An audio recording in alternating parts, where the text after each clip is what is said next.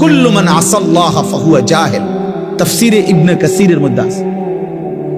যেই ব্যক্তি, আমি কিংবা তুমি, যেই গুনাহ করে প্রত্যেক পাপী জাহেল, মূর্খ, জাহালাত, অজ্ঞতা। এটা এজন্য আইয়ামে জাহিলিয়াত কেন বলে? অর্থাৎ গুনাহ পাপ সীমা ছাড়িয়ে গেছে, এজন্য বলে অন্ধকার যুগ, আইয়ামে জাহিলি। ওই সময় কোনো মোমবাতি ছিল না, চেরাগ ছিল না, কুপি ছিল না, এমন না। বাতি কুপি তো ছিলই, কেরোসিন তো ছিলই আগে, ওই সময়ও ছিল কেরোসিন। তাহলে বাতি, কুপি, লণ্ঠন এগুলো তো ছিলই, আলো। তো তাহলে অন্ধকার যুগ বলে কেন?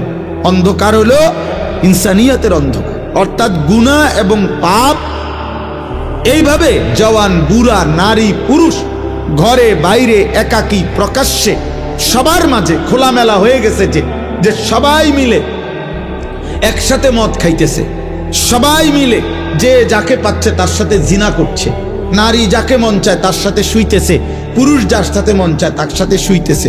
নাউজুবিল্লাহ। এত নিকৃষ্ট মানুষ হয়েছিল, কিতাবে আছে যে তখন বাবার মৃত্যুর পরে ওই ছেলেটা বাবার একাধিক স্ত্রীর মধ্যে ছেলে যেই মার ঘরে জন্ম নিছে, ওই মা ব্যতীত বাবার বাকি স্ত্রীদের সাথে সে স্বামী স্ত্রীর মেলামেশা করত। তাইলে অসভ্য কি পরিমাণ ছিল!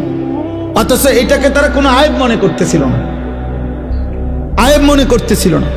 আপন ভাই বোন জিনা ব্যভিচার করত, এটাকে তারা আয়েব মনে করতেছিল না।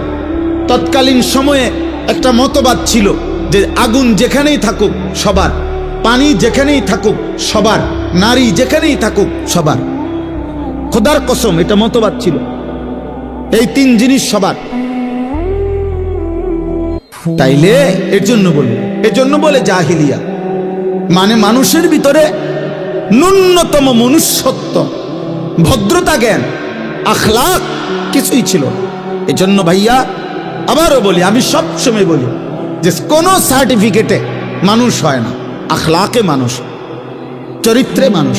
এজন্য বাংলা বই, অঙ্ক বই, ইংরেজি বই, পদার্থ জীববিজ্ঞান, রসায়ন বিজ্ঞান দিয়ে মানুষ হয় না, উপার্জন শিখা যায়, উপার্জন শিখা হয়। এজন্য ওই বইগুলোর কোনো বইতে, কোনো ক্লাসের কোনো বাংলা বইয়ে, অঙ্ক বইয়ে, ইংরেজি বই, পদার্থ জীববিজ্ঞান, রসায়ন বিজ্ঞান কোনো বইতে এ কথা লেখা নাই যে এই বইটি মানুষ গড়ে তোলার জন্য রচিত হয়েছে। না না, পদার্থ শিখাবার জন্য, এটা জীববিজ্ঞান শিখানোর জন্য, এটা গণিত শিখানোর জন্য, এটা সাহিত্য শিখানোর জন্য, এটা ইংরেজি শিখানোর জন্য, মানুষ গড়ার জন্য।